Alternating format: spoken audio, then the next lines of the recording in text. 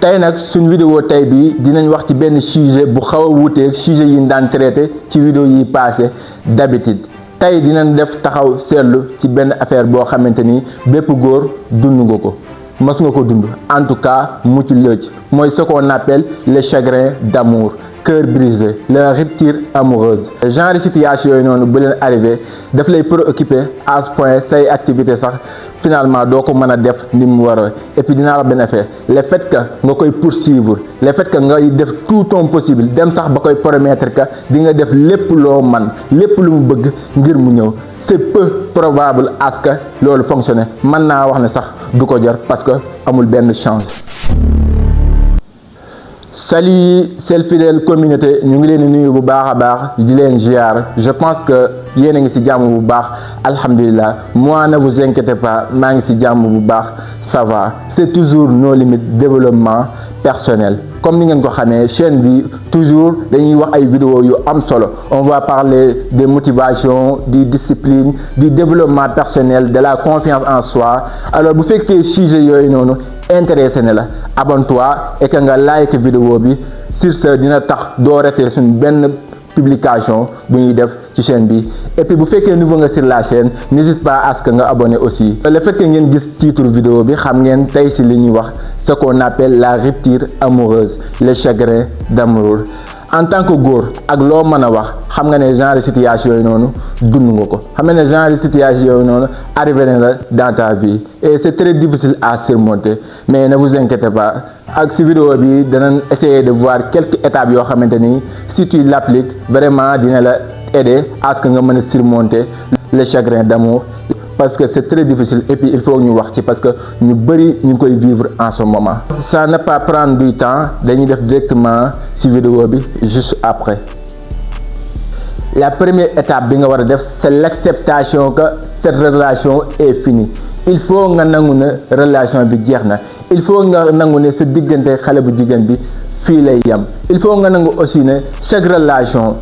dafay am date d'expiration maanaam dafay am fin waaye ñu bëri duñ ko nangoo gëm da ngay gis ñoo xam ne sax dañ naan man est-ce que nekkuma ci ay gént lii est-ce que du ay rêve patati patata parce que ñoom gëmul ni ne mukk relation bi ak xale bu jigéen bi jeex na et puis c'est normal parce que c'est très difficile nga doon fréquenter benn nit ngeen partager ay moments yu am solo et finalement nga xëy gis ne moom dafa dem très difficile moo sax affaire bi daf lay choquer en premier lieu mais il faut d'abord nga nangu ne relation bi jeex na c'est très important pour que nga mën a avancer il faut juste que nga nangoo gis dëgg gi en face accepter la réalité telle qu'elle est et que nga bàyyi ko mu dem yow aussi nga poursuivre ce chemin. Deuxième étape il faut que nga reconnaître sa ay blessures amul dara looy rus y a pas rien d'avoir honte parce que relation boobu noonu da nga cee joxe woon avec le cœur sain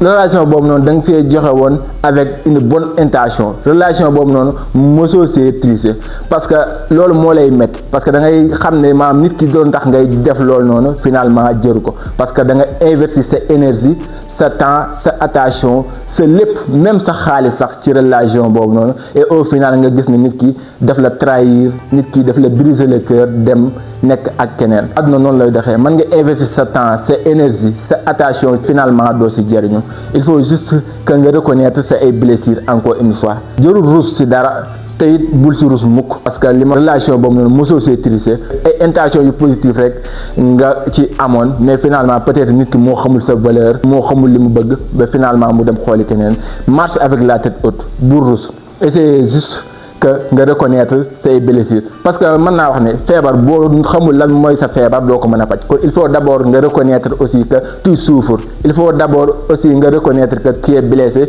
et que nga def tout ton possible pour avancer pour surmonter ce chagrin d'amour encore une fois. L'autre étape il faut que tu changes cette histoire de perte il faut que nga arrêter jàpp ne yow yaa perte ci relation boobu noonu parce que je sais moment bi nit ki dem tu yaa ngi en train de poser ay questions naan man fan lay gisee genre nit bu mel nii fan laay daje waat ak nit ku mel nii fan lay dem ba rencontrer waat genre nit bu mel nii yaa ngi poser tant mal de questions c'est juste que nit ki moo ñàkk sens parce que je sais que relation boobu tu as été une personne géniale nit ku extraordinaire nit ku incroyable nit ku honnête triché woo ci benn peut-être nit ki moo gisul sa valeur rek kon alors que il faut nga changer pensée bi nga am bul jàpp ne mukk relation boobu noonu yaa ci perte bul jàpp ne relation boobu mukk yow yaa ci ñàkk chance jàppal ne plutôt que moom moo ñàkk chance moom mi nga xamante ni moo la bàyyi parce que du gisaat beneen genre nit bu mel ne yow tu es spécial, tu es différent. C'est juste que nit ki moo amul hauteur à ta loyauté juste pour comprendre que tu es une belle personne. Alors amul dara loo ci regretter amoo dara loo ci réccu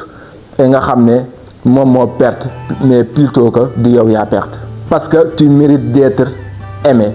L'autre étape, c'est-à-dire il faut couper tout ce qui te lie avec cette fille. mën na nekk radical mais c'est la meilleure chose bi nga war a def lépp loo xamante ni dafay tax sa xel di dem ci xale bu jigéen bi il faut que nga arrêté ko lépp loo xamante ni day tax à chaque fois sa xel di dem ci moom il faut que nga dakkal ko moo xam peut-être da nga am ci moom ay photo moo xam peut-être ay message la moo xam peut-être ay